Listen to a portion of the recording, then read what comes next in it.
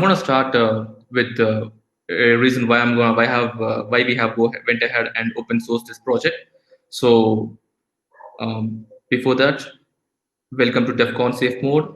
And about myself, I'm Setu Parimi. I'm a cloud security architect working at Foster. And my full-time job is designing and deploying enterprise security solutions as a security consultant. And in my free time, I just work as an independent security researcher with my interests completely towards the cloud native technologies. I'm a cloud member at Cloud Village, and coming to the storyline which I was mentioning earlier. So a few years back, the Acme Corp is my friend, and he's all his applications are on premise, and then he started using AWS, and after that, the cyber team gets notified about it. So when the cyber team gets notified about it, what happens is the cyber team is just wrapped up all the enterprise security controls for the organization, and then the dev folks will come to the cyber team, and then they notify like, hey guys, we are just moving all our apps from a data center to the cloud.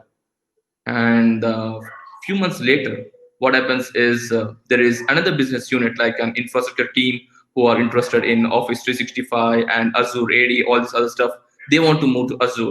So now it is on-premise data center, and then we have an AWS environment, and now the third one is Azure.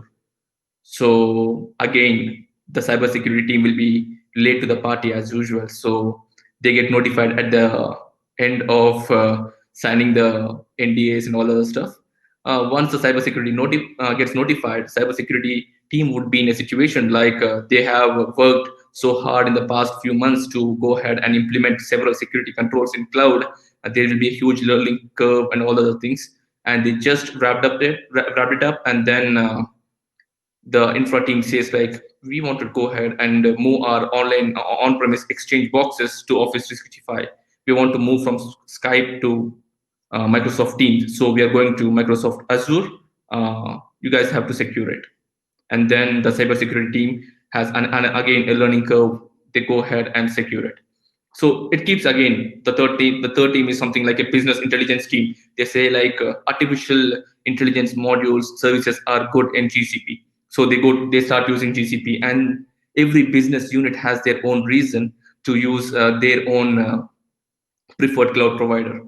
So, and the situation gets in a way like an organization with like 50 to 60 applications will be having like 4 to 5 public cloud providers. And it's a nightmare for a security team to go ahead and manage the security for all these public cloud providers, and also maintain the shadow risk and all the other stuff. To make the scenario a bit more complex, what happens is the dev folks, the DevOps folks, they go ahead and follow something called as an environment-based hierarchy.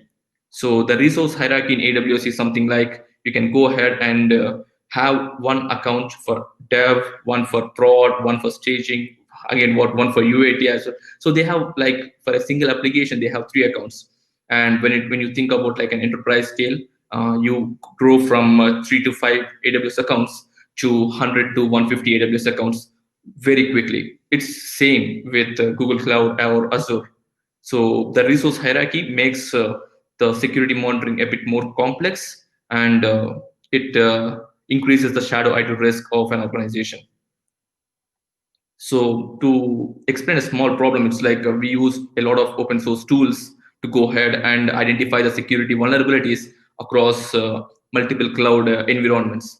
The first issue is like we have multiple accounts, not one account. So we need to go ahead and run the scripts, the open source tools in multiple accounts.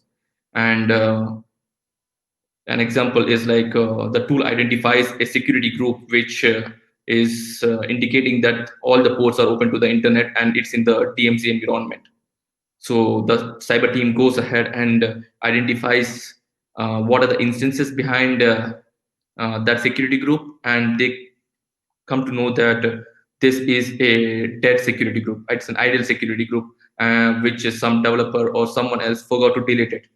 So there are a lot of challenges like this, uh, and always my dev friends always love to go ahead and uh, make all the admin services open to the internet. So uh, that's another challenge as well.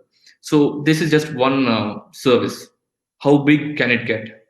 Like how many services are there which can be open to the internet and which can act as a shadow IT services or shadow IT resources in an enterprise environment? There are a lot. And just for a high level example, there are like several services, popular services, which are being used, and the resources in these environments can be easily made public. And there is a huge gap in terms of security monitoring, whether this resource is public to the internet or not. This resource has authentication or not. Is this an API endpoint which doesn't have any API key or any authorization requirement? So there are like so many other factors. And then to map all these internet resources, what I used a lot is to go ahead and use a few tools like Perimeter and the Smog Cloud, Cloud Mapper, my favorite one. And for Google Cloud environment, we started using Forcity. So the first one is it goes ahead and periodically scans all the AWS internet services, and it identifies the resources which are public to the internet, which are exposed to the internet, and it gives a very beautiful JSON format data at the end. So what I do is like I just collect the data and then upload it to our tools like Shodan Monitor, where we always monitor uh, for vulnerable ports or admin ports being exposed to the internet, and we get email alerts, and the SOC team or the incident response team follows up. So the other tool is More Cloud and Perimeter and Cloud Mapper. These three are for AWS, and the Forcity security is for Google Cloud, and it's a bit more complex and to use, and it's really huge as well. Setting up is easy, but maintaining is a bit tough. So the coverage is just there are open source tools available for few AWS, few cloud providers, and there are these open source tools are offering, supporting only limited number of resources. So these are the primary challenges that we have faced. Like if we want to use an open source tool, the open source tool should be going ahead and scanning all the environments, like multiple environments on a periodic basis, without we going ahead and manually running those scripts on every account by switching the roles. It's a complex work, right?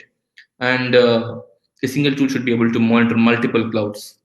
And the third one is the IP addresses collected from all the public cloud environments should be easily ingested into a security monitoring tool, the Internet Attack Surface tool, like Shodan Monitor or something like that, to make sure none of the admin services are exposed, and it drastically reduces the shadow IT actually. So for that, what we did is like we decided to go ahead and build a security tool, which was initially called as Night's Watch, because my friends, the developer friends, a lot of guys are like fans of Game of Thrones. So we went ahead and we named it Night's Watch.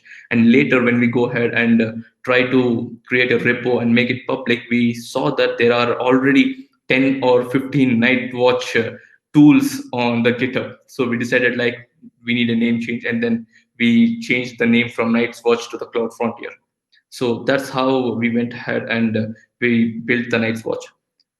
Night's Watch is a small project to monitor the internet attack surface of public cloud environments. And currently, the cloud providers that are being supported are AWS, Azure, Oracle, DigitalOcean, and Google Cloud. So to give a quick demo of the application, you need to just click on Get Started, and then you'll be able to see the most commonly used ports and the administrative ports and the vulnerabilities and the total number of ports that are exposed to the internet that belongs to your organization and the number of IP addresses. And when you click on the Internet Asset tab, you'll be able to see IP addresses, domains, object storages, data storages, API endpoints, content delivery networks. So the CloudFrontier goes into each and every account, irrespective of the cloud provider, and then grabs all these internet-facing assets. First of all, it checks for the internet-facing assets. It grabs them, and then it populates it over here. So for each and every IP address, a VirusTotal score is provided, and a tagging which helps to understand like to which environment this IP belongs to, and what are the port numbers that are already open. Then going to the domain section, we go ahead and we collect all the public domains of EC2 servers, or else Route 53 subdomains, Google Cloud DNS, and we go ahead and monitor all those domains for let me just go back. Yeah, we just monitor those domains for security posture using Mozilla Observatory and VirusTotal as well. So the next one is the famous object storages. So the object storages helps us to go uh, collect all the buckets, blobs, spaces, so from multiple cloud providers, and then provide a website URL if there is one available, and indicate whether this resource is public or not. So based on this, an security engineer will be able to go ahead and take some quick actions than drilling down the JSON logs or JSON data from other open source tools. And there are also we have a lot of snapshots and custom made images in the enterprise, I mean in our organization. So we decided to go ahead and have an asset collecting metric for the data storages. Like if there is any RDS instance or any AMI, we go ahead and collect it, and then we indicate whether it is public or private. It's the same with the API endpoints as well. So we provide like what is the endpoint, whether the API key is required or not for this endpoint, and what is the authorization. Is it a cognitive authentication, or it is anything something else, Google Cloud Identity or anything else. So that kind of information will be provided for the API endpoints. And last is the content delivery network. It provides the CDNs, and it makes sure whether the CDN is enabled or not, and what the custom domain to which the CDN is being pointed to, and what cloud provider it is. So not everyone likes the light background. So there's a huge fan base for the dark theme. So there is a you can just quickly switch from light mode to the dark mode, and then use the same features in the dark mode as well.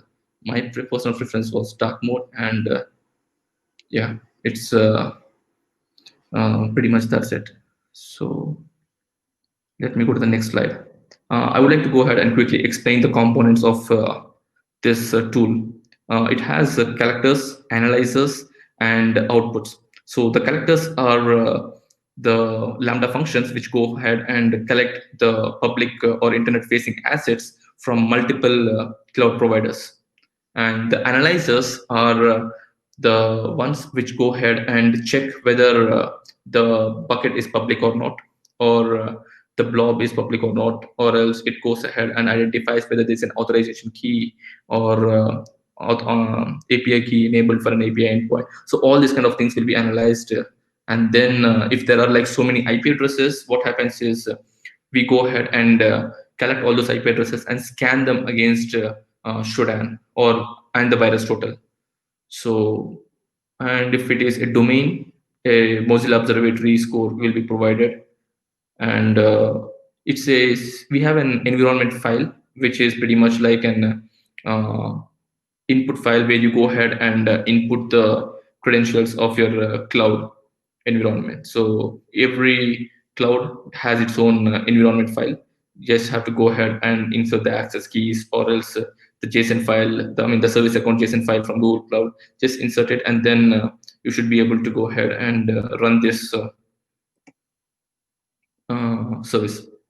And currently there are quite a few supported services, and these are the services where which have a potential internet facing assets. So all these services are currently monitored and analyzed on a regular basis.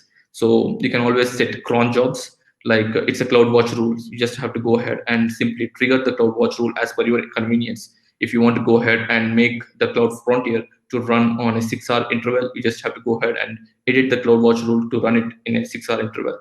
So, and these are my friends. So I just moved back to India, and then I met new friends. I created the tool, and then they are like very good developers who are interested in contributing to the open source community. So we all, I mean, not just we all didn't just have biryani, but we also had built this tool for the open source community. And you can, yeah, you can access the documentation is here. And if you see here, we just, yeah, as Jerin has mentioned, like 30 minutes back, it has been published. And you can go ahead and view the documentation and have the access keys. I mean, you can go ahead and start using it. And in case if you have any issues or if you have any feedback or place for improvement, feel free to throw out the issues, and looking forward for the contribution from the open source community. Yep. Will be available for any questions. Hey, oh, there's some echo. Just a quick question from me. What kind of access to the cloud environments does this tool require? So it's just the service accounts and the security audit view only access are enough. Got it.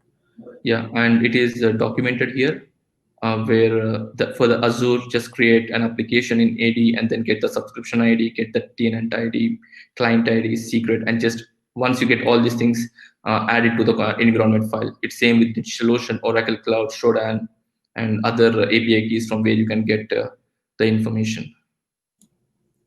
Seems pretty straightforward. If we wanted to disable certain lookups like VirusTotal or the Firefox one or Mozilla one, are we able to do that? I think there is a flexibility, just like you have to just stop that analyzer from running. So we have created multiple analyzers for multiple functions. We have an analyzer for Shodan, for one for Mozilla Observatory. So you just need to go ahead and disable it. And once you disable that analyzer, I mean, it's not available in the front end. You need to just tweak it in the back end. And once because the entire stack is deployed to AWS, so it's not very tightly coupled and it's very loosely coupled. So the tweaks are pretty easy.